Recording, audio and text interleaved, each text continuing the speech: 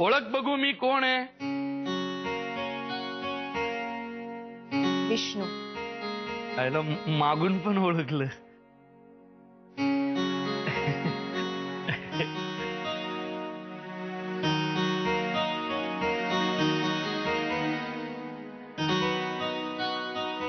अक्कांनी दिले.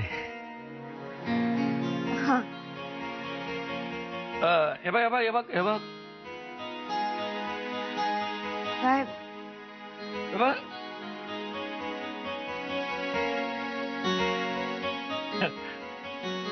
मी आज गोरा नाही दिसत? गोरा.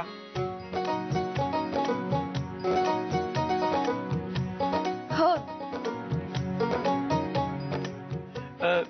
अक्कांनी दुपारीच कटिंग वाल्याकडे पाठवलं होतं फेशियल करायला. म्हणजे? फेशियल फेशियल कटिंगच्या दुकानात करत मी पहिल्यांदाच. किती? हा हा हा. नाच्याला जसा उचलला तसा माझ्या बायकोला किडनॅप करायला पाहिजे. तात्या, काय बोलतोयस तू? डोकं फिरलंय का तुझं? विचार करून बोल. अक्का, माझ्या पोराला तुझ्यापेक्षा मी जास्त ओळखतो. तुझ्या पोरीशी जर माझ्या पोराचं लगीन लावून द्यायचं असेल तर त्याच्या आईला उचलावं लागल. तात्या बरोबर बोलतोय.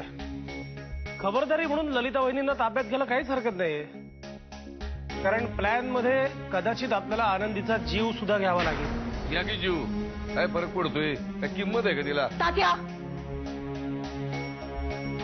हे होणार नाही. तुला हेच वाटतंय ना? वीरला इतका मान मिळतोय, मग विष्णूला का नाही? मग ऐक, विष्णूची वरपूजा सुद्धा आत्ताच होणार आहे. आता त्या वरपूजेला तू आली नाहीस तरीही चालेल, आणि आलीस तरीही काही हरकत नाही. येते मी.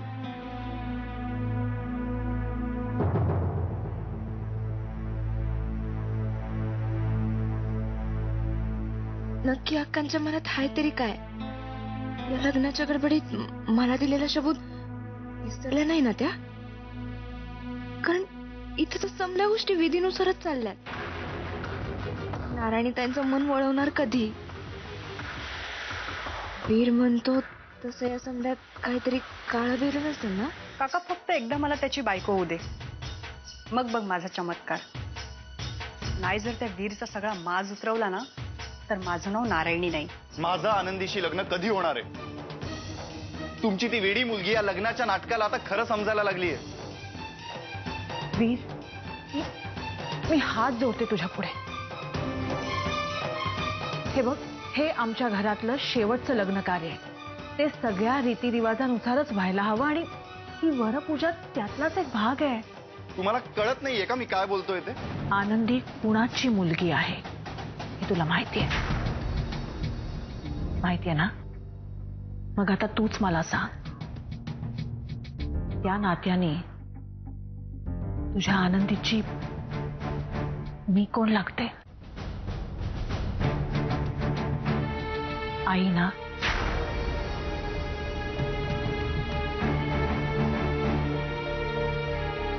म्हणून म्हणते की तुझे पाय धुवून वर पूजा करण्याचा मान माझाच नाही का रे?